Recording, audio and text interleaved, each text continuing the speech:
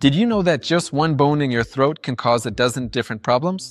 I think you'll be shocked when you find out about this. So make sure to watch until the end. I guarantee it. Share this video with your loved ones. I think it could really help them because a lot of people have these issues. And please like this video so that as many people as possible can see it.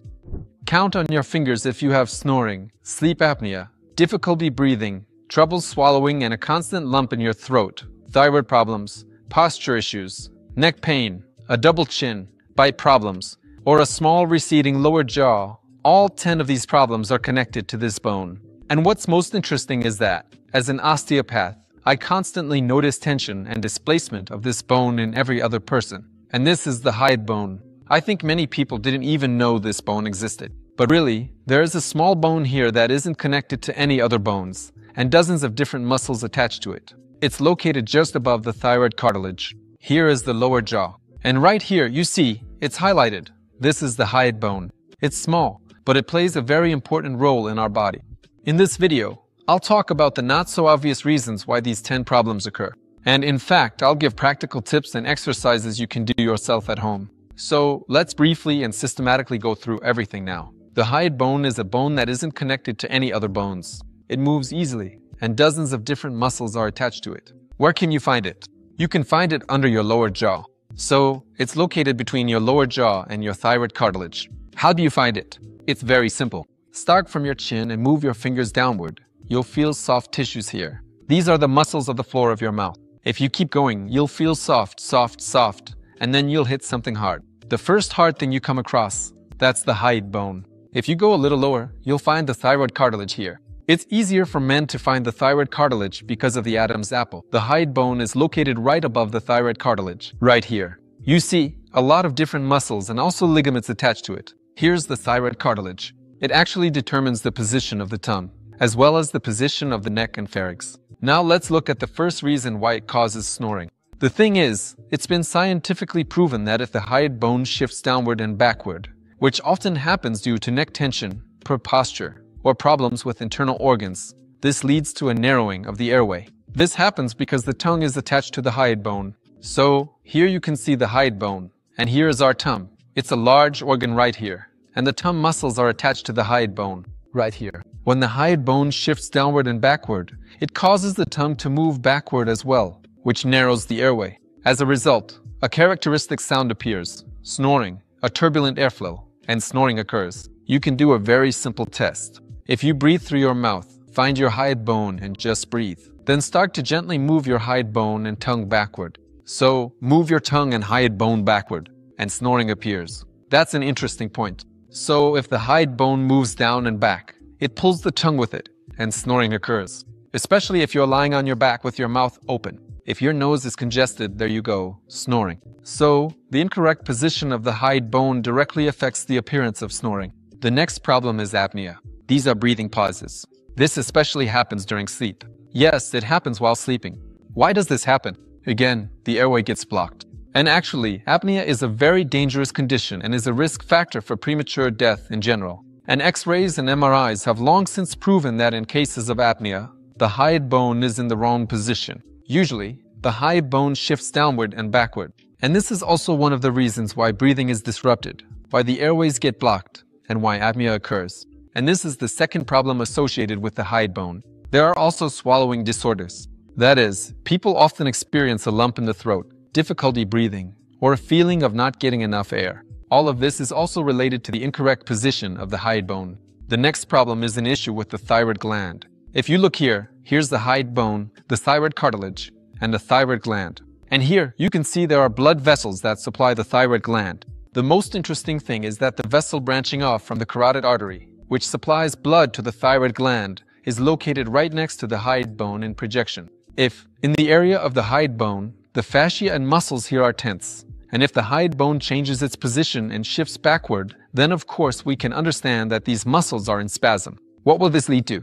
This will lead to the fact that, for example, this vessel, specifically this vessel that supplies blood to the thyroid gland, well, a problem with the thyroid gland may arise. And at the same time, you need to understand that if the hyoid bone shifts downward, then this whole complex of tissues and muscles here, including the larynx, is all under tension. So if the hyoid bone is shifted downward, it can be connected to thyroid problems. That's one of the issues. Yes, the thyroid gland can malfunction due to hormonal imbalance. But it's important to understand that impaired blood flow can also lead to thyroid problems, and the hide bone is connected to the thyroid gland. The next issue is neck pain and posture problems, as well as the development of a hump. If you look at the cervical spine and the hide bone, you'll see that there's a muscle between the hide bone and the vertebrae. These are the pharyngeal constrictor muscles. And what happens then? If your posture is disrupted, these muscles along the esophagus, these pharyngeal muscles, can also pull the hide bone down and back. And this is where a curve will form.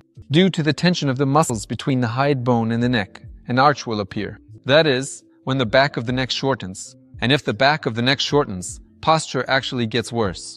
All of this can lead to the upper thoracic vertebrae also becoming overstrained, which can provoke the formation of a hump. Because if one area suffers, it will always show up in other areas as well. So friends, if you have issues with a hump, if your neck is shortened, especially if you have neck pain and you feel that everything here is tight and tense, it could be related to a problem in this area. And I also want to point out, why does tension even develop in these muscles? There can be various reasons. It could be visceral issues, related to the thoraco-abdominal diaphragm, related to the lungs, or to digestion. I teach in detail how you can work on all of this holistically using rejuvenation techniques with your own hands in my program.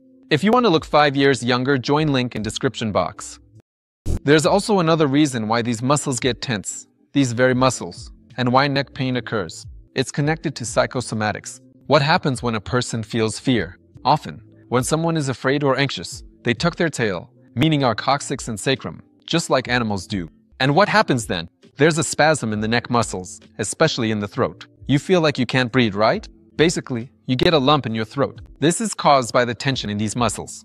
And on top of that, there's also the fear of self-expression. If a person is feeling suppressed, if they're afraid to express themselves, then all these muscles connected to the iliac bone just stay in spasm. When these muscles are in spasm, it leads to neck pain and causes the iliac bone to shift its position. The next problem is an underdeveloped lower jaw and retrognathia. That is, when the bite is misaligned and the lower jaw's dental arch moves backward. Why does this happen? The thing is, the iliac bone has muscles attached to it. See, it has muscles connected to the lower jaw. And these are different muscles, including the muscles of the mouth diaphragm in this area.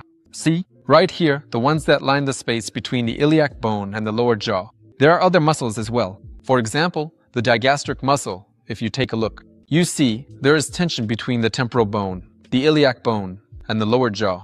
If, for example, for some reason there was tension at the base of the skull, a dysfunction. And there's another interesting point. There's also a nerve here. Here is the nerve, I'm showing it. Here it goes. It runs next to the iliac bone, and it branches off from the back of the occiput. If there is a dysfunction, say, of the iliac nerve, this leads to the muscles here also being tense. And especially if this happens from adolescence or childhood, it results in mouth breathing, poor posture, and a recessed position of the lower jaw.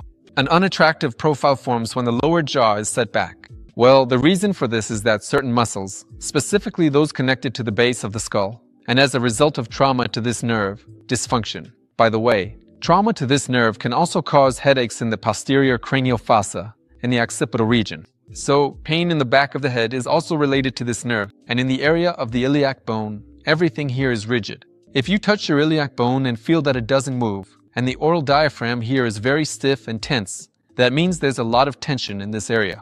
And all of this leads to the lower jaw being pushed back, which negatively affects your bite and the shape of your facial profile. That's why an underdeveloped and visually small lower jaw is connected to dysfunction of the iliac bone muscles. And the last aesthetic issue I want to mention is the appearance of a double chin. A double chin isn't just fat, and it doesn't just appear because you gained a couple of extra pounds. Not only that, it's also related to biomechanics. Because when the iliac bone shifts downward and backward, it also pulls the lower jaw back. And if there's tension here, the muscles, specifically the oral diaphragm in this area, start to shorten automatically. So often people who have a double chin, under the fat, those muscles are tense. Because normally everything should be soft and elastic. If you have a big finger like I do, I can press it in there, see? And I have freedom here. I can push my finger in really deep, sink it in. See? There you go. It's all pretty soft. This whole area is tight like a drum. This causes the muscles, because of the tension,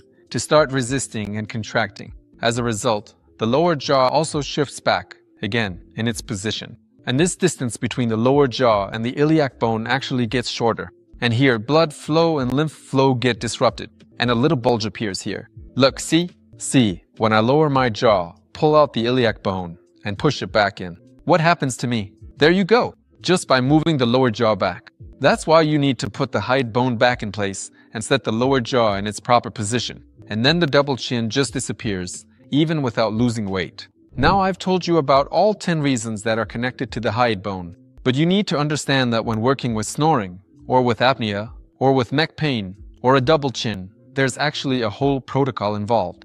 And to be honest, to achieve truly incredible results, you need to follow a whole sequence of actions, working with the skull, posture, muscles, and even the internal organs. And for that, you need to develop certain skills. And especially if you enjoy working with your body, if you're already getting results, I strongly recommend to try my rejuvenation program where we work holistically. Look 5 years younger in my program. Join and try now. And now, for everyone without exception, I'm going to show you some simple and effective techniques that you can use to address all 10 of these problems, just by doing a specific massage of the hide bone. So, friends, now I'm going to show you an exercise. We will be massaging the hide bone and working with the muscles. Take a look here, the hide bone. See how many muscles are attached to it. This technique will allow you, at the very least, to balance it at this level. Of course, there are many other things, but those are covered in more advanced programs. You take hold of the hide bone. First, you need to find it. You simply move down from the lower jaw, follow along the floor of the mouth, and go further down. You reach the hide bone. That's it. Wrap all your fingers around the hide bone, grab it, and then simply start turning your head to the side. That is, look towards your right ear. So try to look to the right, then to the left. And you do this 30 times. Just take it, and, as far as your range of motion allows, make these turns. At the same time, you'll feel the muscles stretching there. You're basically giving the muscles a massage, stretching them out. Don't be afraid to press in this area. You won't hurt anything there. For example, you shouldn't press on the thyroid gland, but that's located lower. It's located here, below the thyroid cartilage. And up here, everything is perfectly safe. You can just knead the area. By working on this area, you improve blood circulation to the thyroid gland, address issues like snoring and apnea, and also work on the position of the lower jaw. You get rid of a double chin because you're balancing and normalizing the position of the hide bone. You've worked on this area. Now you grab the hide bone, and now you do these kinds of head lifts upward. At the same time, hold it in place. You can hold it like this, or you can put your fingers however is comfortable. You can wrap your fingers around it. Just place your fingers. Well, you can even do it like this. Place your hands on the thyroid cartilage and higher up on the hide bone. Press against the hide bone. See, I'm shifting it. Feel how it moves. And now we just start tilting the head back. Do this 30 times and feel how the muscles stretch there. So when we lift it, you can feel how these muscles tighten and the muscles of the pharynx stretch. The more tension there is, the more rigid this muscle will become. But if you feel that your hide bone is rigid, it means you just need to do this technique every day, 30 times to the side and 30 times up and down. I'll just add that, in fact, there are even deeper techniques where you can feel both the intrabone tension and the tension of the fascia, and even work with nerves and blood vessels. All of this is possible. You can't even imagine how wise the body is as an organism and what a fascinating machine it is, where you can listen in, work with it, and feel all the tensions, strains, and interconnections. And this brings your work to an even deeper level. That's why I strongly recommend practicing every day, because this way you improve your health, your sensitivity will develop, and you'll be able to feel your body better, deeper, and more precisely. Your body will become more responsive, and you'll have more energy. And if you're able to do even a little bit just by following my YouTube videos, that's awesome.